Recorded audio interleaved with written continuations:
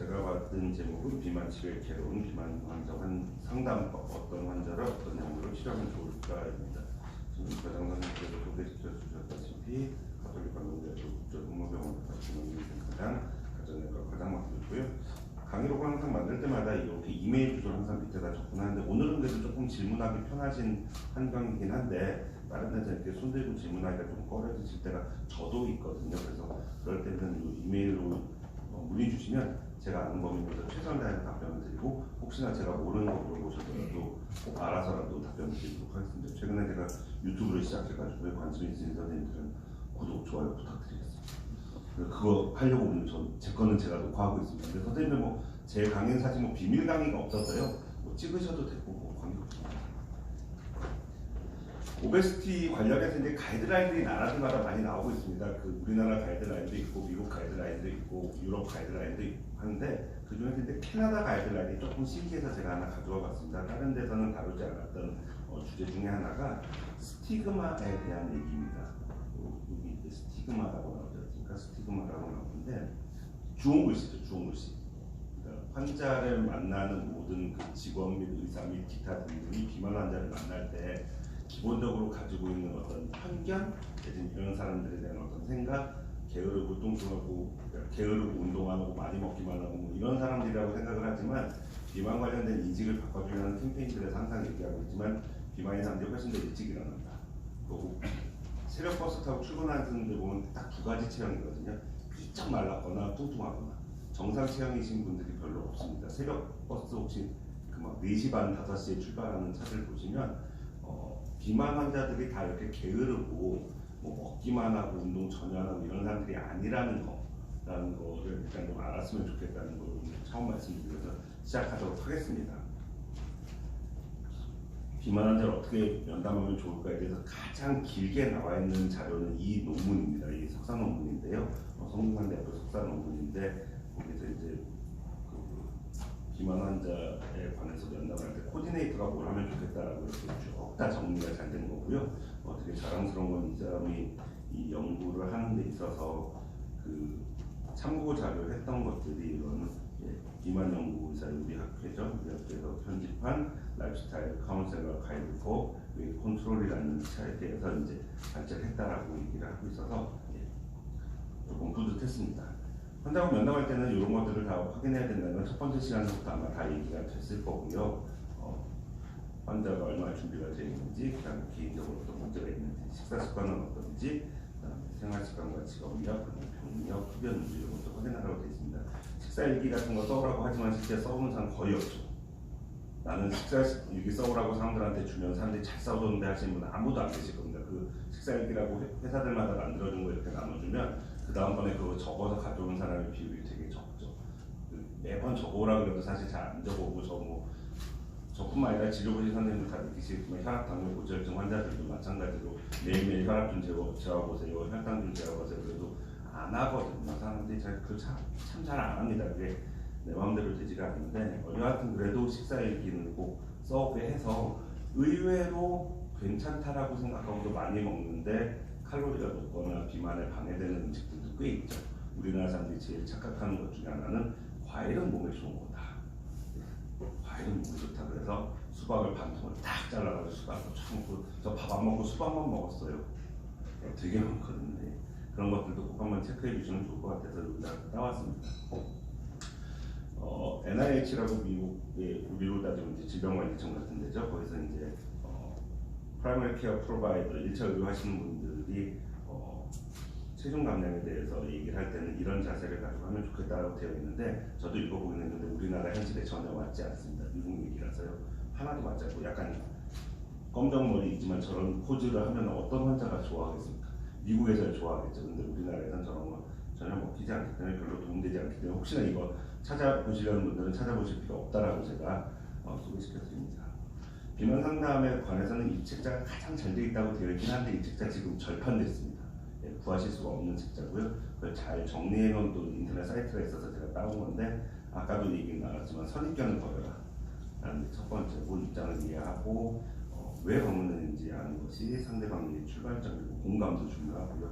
있는 그대로의 사실을 잘 파악하고 경청해 주는 거, 비만 환자 자립할 수 있게 도움을 주는 거, 그다음에 이 비만 전문가의 경험과 태도도 중요하고 지식과 정보 잘 전달을 하는데 사실 앉혀놓고 2시간 동안 설명해 주면 얼마나 좋겠어요. 근데 그게 불가능하시기 때문에 그럴 때는 이제 시각적인 자료라든지 소책자를 이용하는 것도 좋겠다라는 겁니다.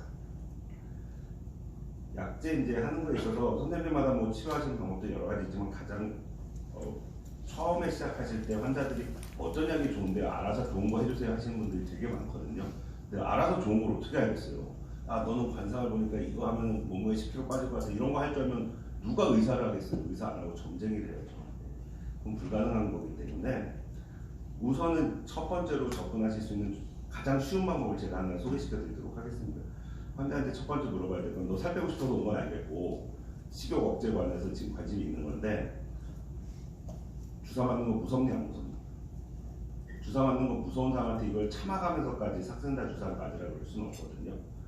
주사 맞는 게 무서운 사람에게는 경구제로 가는 거고요. 주사 맞는 건 난 할 수 있다라는 분들, 뭐 저는 이제 종합병원에 있다 보니까 병원에 이제 직원들 중에 이제 간호 계열에 계신 분들은 주사 맞는 게 전혀 무섭지 않죠. 남한테도 그렇게 맞지만 자기한테 맞는 게 무섭겠어요.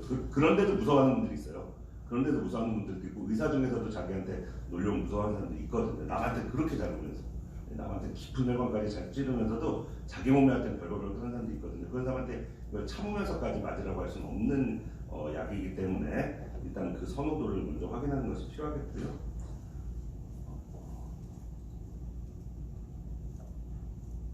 그 다음에 이제 먹는 식욕 억제제가 있는데 거기에서 이제 향정하고 비향정에 대한 어떤 선호도를 꼭 물어봐야죠. 향정에 대해서 되게 뭐 포비아랄까 그릇된 신념을 가지고 있는 사람을 내 바쁜 시간에 그걸 바로잡아줄 의무는 나한테 없기 때문에 향정 싫다 그러면 비향정으로 해주겠다라고 하면서 끌고 가시면 되는 거고요. 비향정으로 되어 있는 것은 현재는 이제 나트렉손하고 부프로피온 합쳐진 콘트라프가 비향정 경구제로 되어 있습니다. 근데 나는 향정이어도 좋으니까 효과적인 걸 찾겠다라고 하면은 이제 단기간 쓸 수 있는 향정이랑 장기간 할 수 있는 향정이라고 이미 나눠져 있고요. 사실은 오늘 첫 번째 시간에도 소개가 됐지만 이 마약성이기 때문에 안전사용 기준에 대해서 계속 식약처에서 강조하고 있고 뭐 2020년에도 나왔는데 제가 아는 범위에서는 이게 가장 최근 걸로 알고 있습니다. 21년도에 또 한 번 더 나왔습니다. 많은 제재들이 다 단기 사용으로 되어 있는데 펜토민하고 토피라메이트 복합제는 장기 사용이 허가된 유일한 약제가 되겠습니다. 선생님들 많이 아시겠지만 4가지 운영으로 되어 있고 2주, 12주, 2주, 12주 프로그램을 가지고 올라가라고 되는데 2주보다 빨리 하지 말라는 얘기지 2주짜리를 3주 한다고 해서 문제가 되진 않고 환자가 톨러러블한 맥시멈 도즈까지는 올려볼 수 있겠습니다. 저는 그냥 첫 번째 단계인 요 약제 가지고도 계속 끌고 가는 사람들도 있고요. 두 번째, 세 번째 가는데도 별로 덜 빠져서 네 번째까지 올리는 분들도 있고 환자하고 의사하고 상의를 해서 본인의 체중 감량에 가장 도움이 될 만한 용량을 잘 찾아내는 그런 과정이 필요하겠지만 갑자기 센 용량을 처음부터 써서는 안 된다는 게 이쪽 제재의 이제 특징이 되겠습니다. 그래서 이제 어떻게 쓸 것인가에 대해서 구체적으로 이거 다 나와 있고 이거 공문을 분명히 돌렸다는데 받아보신 분 아마 없을 거고 저도 받아본 적이 없고요. 보통은 이제 종합병원에서 약제팀으로 가게 돼 있고 보통 이제 보건소에서들 공문들을 받아서 이제 주요 기관도는 의사회 쪽에는 알려주고 있습니다. 의사회 홈페이지라든지 지금 각각 속해 있는 뭐 가정의학교 내과 의사회 이런데 가시면 다 나와는 있습니다. 보시면 이제 마약성 식욕 억제제 같은 경우에는 단기간 사용을 원칙으로 하고 최대 3개월 사용을 하는 거고 이게 제일 중요한 겁니다. 식욕 억제제는 병용은 금지되어 있습니다. 어떠한 식욕 억제제도 병용이 허가되어 있지 않습니다. 이거랑 쓰면 더 빠질 것 같지 않나요? 라고 얘기해서 이렇게 질문들도 하시고 어떤 선생님은 난 이거 써봤던데 좋더라라고 강의 때도 얘기하신 분도 저도 보긴 했는데 그게 지금 현재 시점에서는 허가되어 있지 않은 사항입니다. 허가되지 않은 사항에 있어서 할 경우에는 책임은 의사가 100% 져야 되는 거죠. 그 다음에 이제 청소년하고 어린이 사용이 이제 가능하게 하려고 지금 인디케이션 계속 늘리고 있는 것들 하고 있으니까 그때 맞춰서 하시면 될 것 같고요. 어떤 약을 어떤 환자들한테 쓰면 좋을지하고 각각의 약제들이 어떻게 가장 효과적인지에 대해서 또 비교들을 당뇨병학회에서 해놓은 저널이 있어서 이거 한글판 이거 표만 영어로 되어 있고 안에 내용은 한글로도 되어 있습니다. 거기 보시면 이제 각각 제재들마다 얼마든지 몸무게를 빼주나 이렇게 봤더니 펜타민하고 토피라메이트 제재 합쳐놓은 것이 가장 많이는 빼준다. 물론 맥시멈 도주 1대1입니다. 예. 첫 번째 도주 때이긴 아니고 맥시멈 도주를 썼을 때 이렇게 빼준다라는 거고요. 1년 정도 썼을 때 10kg까지 빼준다라는 것이 펜타민 토피라메이트 제재의 가장 큰 장점이고, 환자들이 제일 궁금해하는 게 이런 거죠. 뭐가 제일 많이 빼줘요? 라고 했을 때 이제 장기간 쓸 수 있는 제재에서 내가 이제 우월하게 효과적이다라고 얘기할 수 있겠습니다. 근데 이게 편차가 되게 큽니다. 편차도 되게 크고 평균이기 때문에 고등학교 수학 시간에 다 배우셨겠지만 평균에 뭐가 있나요? 표준 편차라는 게 있는데 표준 편차의 범위가 넓기 때문에 이것만 먹으면 무조건 다 10kg 빠져도 아닌 거고 각자 상황들이 있고, 이런 논문들 조금 읽어보시면 좀 이상하다라고 여기실 수도 있는데 플라세보도 빠집니다. 모든 임상 연구가 플라세보도 빠집니다. 임상 연구 해보신 분들이나 뭐 강제로 이제 예전에 레전트 때 또 끌려가서 교수님들 도와드렸던 분들은 아시겠지만 플라세보를 주는 사람들에게도 상상을 초월하게 친절하게 많은 비만 관련 정보 및 교육 및 어떤 트리트먼트를 해주고 있죠. 식사 관련, 운동 관련 상담뿐만이 아니라 실제로 잘하고 있는지에 대해서 피드백도 주고 거기에 전화도 친절하게 하고 운동 열심히 하셔야 된다 화이팅이라는 전화를 살면서 받아본 적이 없으실 거 아니에요. 그걸 해주거든요, 임상연구에서는. 왜냐하면 플라세보를 먹는 사람들한테 손해를 끼치지 않아야지만 그런 임상연구가 진행이 가능하거든요. 그냥 내팽겨치는 게 아니라 최소한의 할 것을 최선 다해서 했다는 증거가 있는 상태부터 임상연구가 시작되기 때문에 그 정도 노력하면 그 정도 빠질 수 있다는 겁니다. 약 없이도. 예. 그거 하나 기억해 주시면 좋을 것 같고요. 그렇지만 그냥 약을 안 먹고 평상시 일반 사람들이 몸무게는 절대 빠지지가 않죠. 어떤 사람한테 어떤 약을 주면 좋을지에 대해서 연구된 것들을 열심히 찾다 보니까 이걸 제가 찾아가지고 한 2, 3년 전부터 많은 분들한테 소개시켜 드리고 있는데, 미국에서 연구된 건데 우리나라 약간의 뭐랄까요, 우리나라 그런 거 좋아하잖아요. 사람을 이렇게 4가지 부류로 나누고 뭐 이런 식으로 8가지로 나누고 이런 거 하는 거 있는데, 여기서도 비슷한 형태로 나눈 게 있어서 한번 가져와 봤습니다. 이 사람들이 이렇게 나눴습니다. 결국은 저 왼쪽에 A 그림에서 보시는 다 하시는 얘기입니다.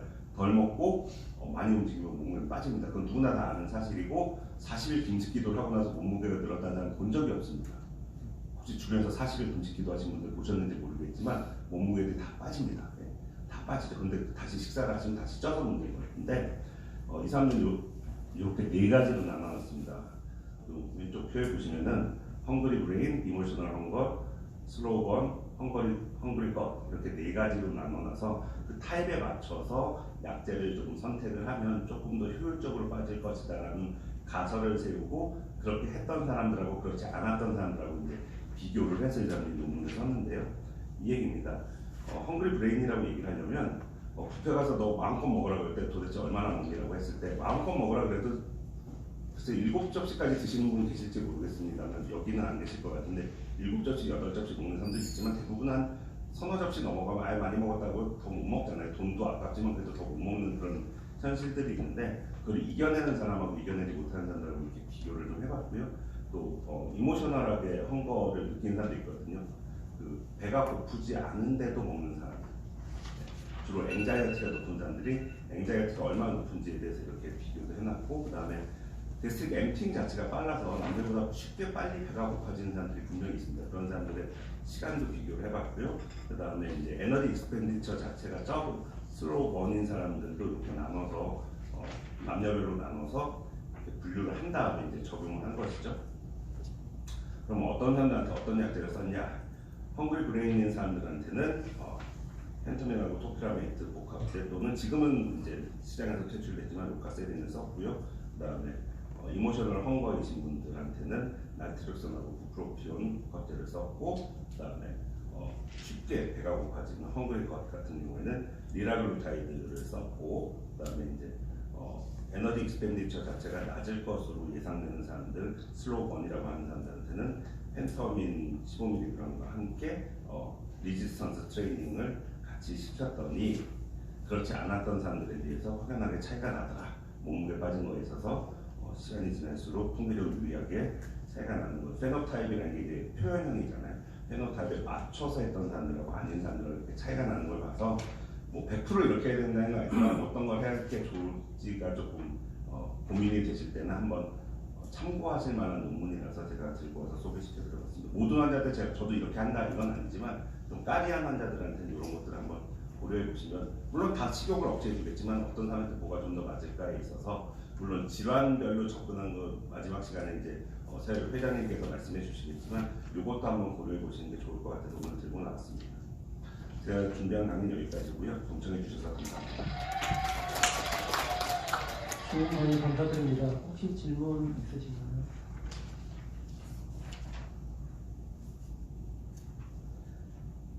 그럼 제가 질문 한 가지 드리도록 하겠습니다. 그 환자분들 보면 식사 얘기를 전혀 환자한테 이거를 안 하시나요? 아니요, 하긴 하는데 적어오는 사람이 되게 적습니다. 적어오고 실제로 보면은 그 아까 말씀드린 수박은 괜찮다고 하고, 누가 뭐 포도는 괜찮다고 해서 포도 한 송이 먹었다는 사람들도 있기 때문에 그런 거 먹지 말라고 얘기해 주는 게 필요하고, 사실 그런 것보다 더 중요한 건 요새 해보니까요, 핸드폰에서 그 배달 앱이 있습니다. 제가 지금 녹화 중이라서 특정 업체를 얘기할 수는 없지만 배달 앱이라고 다 있거든요. 선생님들도 다 있으실 겁니다. 이렇게 꼬마들이 시켜달라 그래서 설치했다고도 대부분의 어머니들이 변명을 하시려는데 본인이 시켜먹는 게 대부분이라서 그거를 지우세요라고 말해봐야 다음번에 안 지우고 오시거든요. 진료실에서 바로 그 자리에서 핸드폰 꺼내라 그런 다음에 어플을 찾아서 꼭 지우고 나면 덕분에 문무에 빠졌다라고 고마워하시는 분들이 실제로 많이 있습니다. 저는 그렇게 하고 있습니다. 혹시 더 질문이 있으신가요? 좋은 강의 감사드립니다. 감사합니다.